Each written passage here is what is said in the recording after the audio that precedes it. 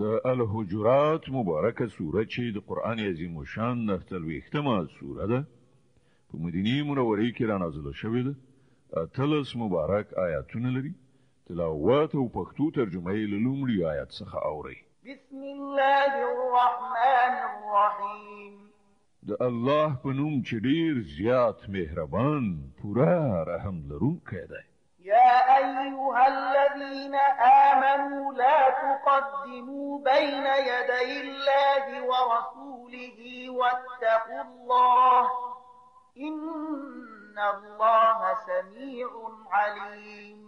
ای مؤمنانو د الله او د هغه د پیغمبر په مخ کې مو وړاندې کیږي او له الله نه ویریږي. الله د هر څه اوریدونکی او پوهیدونکی دی. يا أيها الذين آمنوا لا ترفعوا أصواتكم فوق صوت النبي ولا تجهروا له بالقول كجهر بعضكم لبعض أن تحبط أعمالكم وأنتم لا تشعرون. ای مؤمنانو خپل आवाज د پیغمبر له आवाज نه مو پورته کوئ او موږ پیغمبر سره په لوړه غږ خبرې کوي لکه چې په خپل منځو کې یو له بل سره کوي.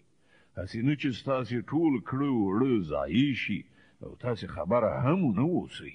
إن الذين يغضون أصواتهم عند رسول الله أولئك الذين امتحن الله قلوبهم للتقوى لهم مغفرة وأجر عظيم. کوم کسان چې د خدای د پیغمبر په وړاندې د غږیدلو په وخت کې خپل غږونه ټیټوي هغوی په حقیقت کې همغه کسان دي چې الله د هغوی زړونه د تقوا لپاره ازمویلي دي. د هغوی لپاره بخښنه ده او لوی اجر. إن الذين ينادونك من وراء الحجرات أكثرهم لا يعقلون ولو أنهم صبروا حتى تخرج إليهم لكان خيرا لهم والله غفور رحيم. ای پیغمبره کوم کسان چې تاسو له حجرونو د باندې ناری وهي له هغونه زیاتره ناپوهان دي. که هغوی ستاتر وتلو پورې صبر کړای وای نو د همغو لپاره بهتره وه. الله بخونکی او نهایت رحم لرونکی دی. يا أيها الذين آمنوا إن جاءكم فاسق بنبأ فتبينوا أن تصيبوا قوما بجهالة فتصبحوا على ما فعلتم نادمين. ای مؤمنانو کوم فاسق تاسو ته کوم خبر سره راشي نو تاسو تحقیق وکړئ. هسې نه چې تاسو کومې ډلې ته په ناپوهۍ سره ضرر ورسوي او بیا په خپلو کړو پښیمانه شئ. واعلموا أن فيكم رسول الله لو يطيعكم في كثير من الأمر لعنتم ولكن الله حبب إليكم الإيمان وزينه في قلوبكم وكره إليكم الكفر والفسوق والعصيان أولئك هم الراشدون فضلا من الله ونعمه والله عليم حكيم. خو په هغه چې ستاسو په منځ کې د الله پیغمبر موجود دی. که هغه په زیاترو چارو کې ستاسو خبره ومني نو تاسو به په خپل پښتونځو کې اخته شئ. خو الله تاسو ته د ایمان مینه درکړه او هغه ستاسو لپاره په زړه پورې وګرځاو او له کفر فسق او نافرمانی څخه تاسو کرکجن کړئ. همدغه چې خلق د الله په فضل احسان سره پر سمه لار دي او الله د علم او حکمت خاوند دی. وإن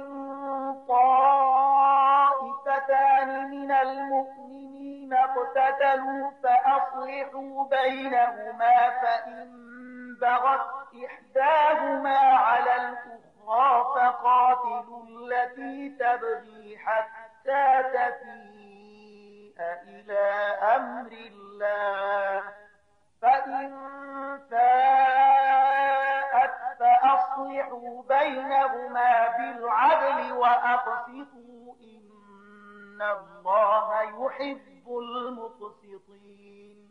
او کله مؤمنانو څخه دوه ډلې په خپلو منځو کې په جنگ شي نو د هغو په منځ کې صلح وکړي. بیا کله هغو نه یوه ډله پر بلې تیری وکړي نو له تیري کوونکې ډلې سره وجنګېږي تر دې پورې چې هغوی د الله د حکم خواته راوګرځي. بیا کله چې هغوی راوګرځي نو د هغوی په منځ کې په عدل سره سوله وکړئ او انصاف وکړئ چې الله انصاف کوونکي خوښوي. إنما المؤمنون إخوة فأصلحوا بين أخويكم واتقوا الله لعلكم ترحمون. مؤمنان خو یو د بل سره ورونه دي نو د خپلو ورونو په منځ کې مناسبات سم کړئ او له الله نه وویریږئ. هیله ده چې پر تاسې رحم وکړی شي. يا أيها الذين آمنوا لا يسخر قوم من قوم عسى أن يكونوا خيرا منهم ولا نساء من نساء عسى أن يكن خيرا منهن ولا تلمزوا أنفسكم ولا تنابزوا بالألقاب بئس الاسم الفسوق بعد الإيمان ومن لم يتب فأولئك هم الظالمون. ای مؤمنانو نه د نارینه په نورو نارینهو ملنډې وهي کیدای شي چې هغوی له دوی نه غوره وي او نه د ښځې په نورو ښځو ملنډې وهي کیدای شي چې هغوی له دوی نه غوره وي. په خپلو منځو کې یو د بل عیب مه لټوئ او مه یو بل په بدو نومونو سره یادوئ. له ایمان راوړلو وروسته په فسق کې نوم پیدا کول ډېره بده خبره ده. کوم کسان چې له دغه چارچلن څخه راوان نه وړي هم هغوی ظالمان دي. يا أيها الذين آمنوا اجتنبوا كثيرا من الظن إن بعض الظن إثم ولا تجسسوا ولا يغتب بعضكم بعضا أيحب أحدكم أن يأكل لحم أخيه ميتا فكرهتموه واتقوا الله إن الله تواب رحيم. ای مؤمنانو له ډېرو ګمانونو کولو نه ډډ وکړئ چې ځینې ګمانونه ګناه وي. تجسس مه کوئ او له تاسې نه د څوک د چا غیبت نه کوي. آیا په تاسو کې داسې څوک شته چې د خپل مړه ورور غوښې خوړل خوښ کړي؟ ګورئ تاسې په خپله د دې نه کرکه کوئ. له الله نه وویریږئ. الله ډېر ښه توبه قبلونکی او خورا مهربان دی. يا أيها الناس إنا خلقناكم من ذكر وأنثى وجعلناكم شعوبا وقبائل لتعارفوا إن أكرمكم عند الله أتقاكم إن الله عليم خبير. ای خلکو مونږ تاسې له یوه نارینه او یوې ښځې نه پیدا کړئ او بیا مو تاسې قومونه او قبیلې وګرځولئ تر څو چې تاسې یو تر بله سره وپېژنئ. په حقیقت کې د الله په نزد له تاسې نه تر ټولو زیات عزتمند هغه څوک دی چې په تاسې کې تر ټولو زیات پرهیزګار وي. په باوري ډول الله په هر څه پوهېدونکی او باخبره دی. قالت الأعراب آمنا قل لم تؤمنوا ولكن قولوا أسلمنا ولما يدخل الإيمان في قلوبكم وإن تطيعوا الله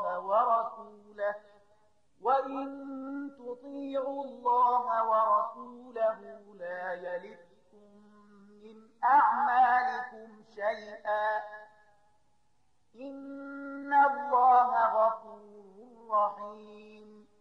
دغه صحرایان وایي چې موږ ایمان راوړ. دوی ته ووایه تاسې ایمان نه دی راوړی، بلکې داسې ووایي چې موږ اطاعت کوونکي شو.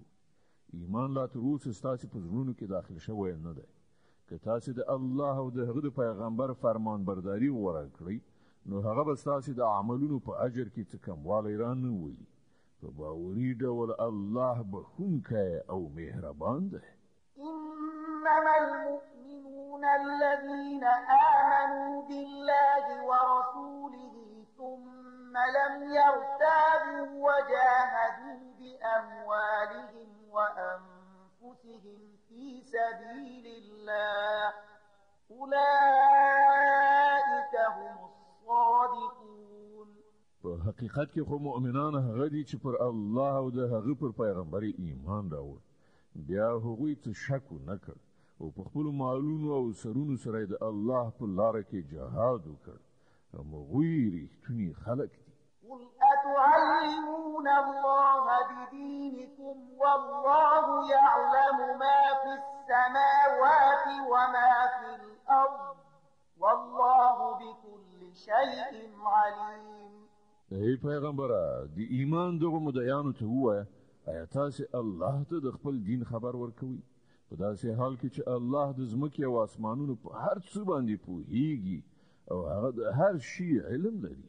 يمنون عليك أن أسلموا قل لا تمنوا علي إسلامكم بل الله يمن عليكم أن هداكم للإيمان إن كنتم صادقين. دوی پر تا احسان باروي چې دوی اسلام راوړ.